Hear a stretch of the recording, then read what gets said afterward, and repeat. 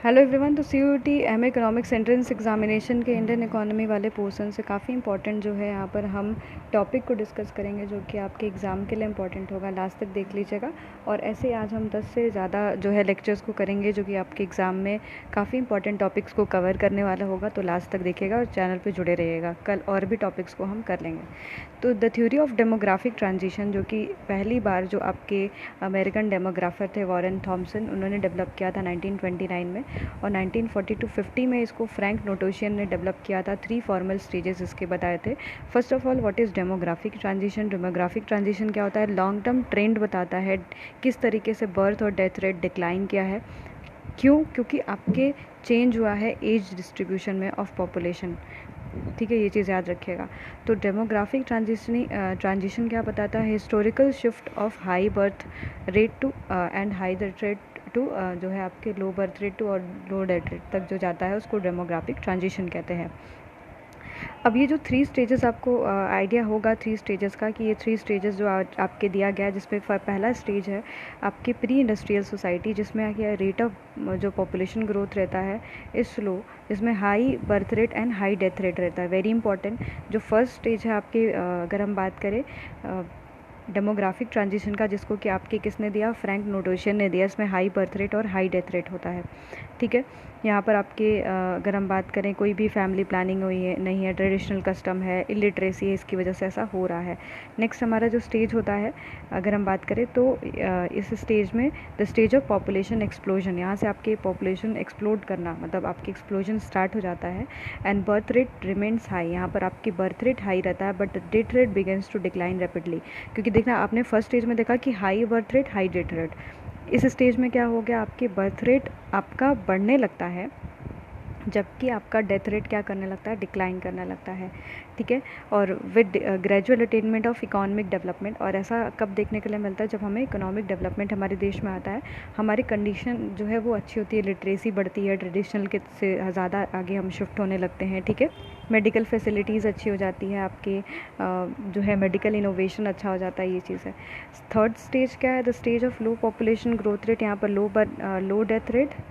ठीक है, यहाँ पर आपकी पॉपुलेशन का ग्रोथ जो है लेस है एंड स्मॉल फैमिली साइज़ हो जाता है, लो ग्रोथ रेट यहाँ पर दिखने के लिए मिलती है। धीरे धीरे जब इंडस्ट्रियलाइजेशन ग्रो करने लगता है, अर्बनाइजेशन ग्रो करने लगता है, तो लोग जो है स्मॉल फैमिली को अडॉप्ट करने लगते हैं।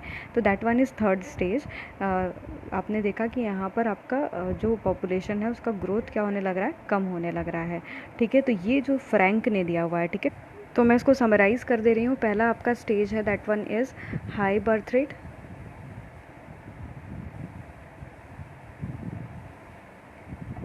ठीक है, और डेथ रेट भी आपका हाई है, रेट भी आपका हाई है।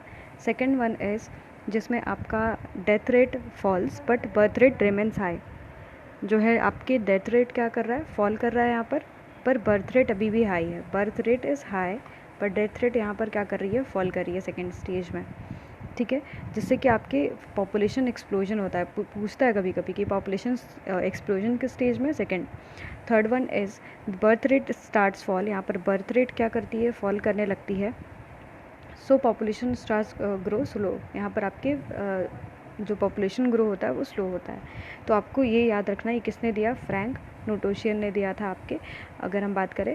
और जो है इसके पहले जो है आपके अगर हम बात करें पॉपुलेशन डेमोग्राफिक ट्रांजिशन की बात किसने की थी? आपके वॉरेन थॉमसन ने किया था। ठीक है, काफ़ी इंपॉर्टेंट ये फैक्ट्स आप याद करिएगा। जो फर्स्ट सेंसस इंडिया का हुआ था 1972 में हुआ था। और अगर हम बात करें रेगुलर सेंसस की, तो रेगुलर सेंसस इंडिया में आपके 1881 में हुआ था। कस्टोडियन ऑफ सेंसस का डेटा जो रखने का कस्टोडियन किसके पास है? Registrar general census commissioner of India के पास है, RGCC के पास। और सेंसस जो 11 का हुआ था वो 15th सेंसस था, नेशनल सेंसस अगर हम बात करें। और 7th किसका था? After independence. यानी अगर हम बात करें भारत में पूरा जो सेंसस हुआ है वो 15वां सेंसस 2011 का था। पर आज़ादी के बाद ये हमारा 7वां सेंसस रहा था। मोटो क्या था इस सेंसस का? अवर सेंसस एंड अवर फ्यूचर। ठीक है, ये पॉइंट्स याद कर लीजिए। आपको इस डेटा में कुछ चीज़ें आपको याद रखनी है। देखिए यहाँ पर आपके 1921 that is the year of great economy, जो ग्रेट डिवाइड ईयर बोलते हैं इसको, और इसमें हमारा annual growth rate of population was negative, है ना। 11 का आप लोग देख सकते हैं कि इस समय 121 करोड़ हो गया था पॉपुलेशन। प्रेजेंट का कितना है ज़रा कमेंट सेक्शन में मुझे बताइएगा इस चीज़ को। और ये हमारा ट्रेंड रहा था। अब इस टेबल से क्या पॉइंट नोट करने का बात है, तो जो पीरियड ऑफ स्टेबल पॉपुलेशन था वो आपका 1901 से लेके 21 था। ग्रेट डिवाइड हमारा कौन सा था, 1921। The period of steady growth rate जो आपके पॉपुलेशन का था वो कब हुआ आपका, 1921 से लेके 1951 तक।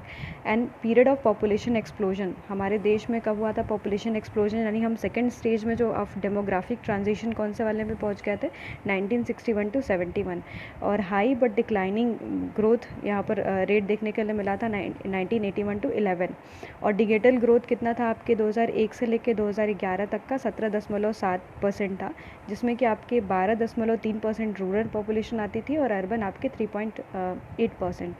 ठीक है, ये कुछ फैक्ट्स है जिसको याद कर लीजिएगा आप। जैसे आप स्टेबल ग्रोथ को याद रखना है आपको, तो 1901 से 21 तक। ईयर ऑफ ग्रेट डिवाइड बार बार पूछता है, मैंने टेस्ट पे भी लगाया हुआ था, 1921 है। स्टीडी ग्रोथ कब हुआ था आपका, 1921 टू 51। और पॉपुलेशन एक्सप्लोजन 61 टू 71 हमारे यहाँ पर हुआ है।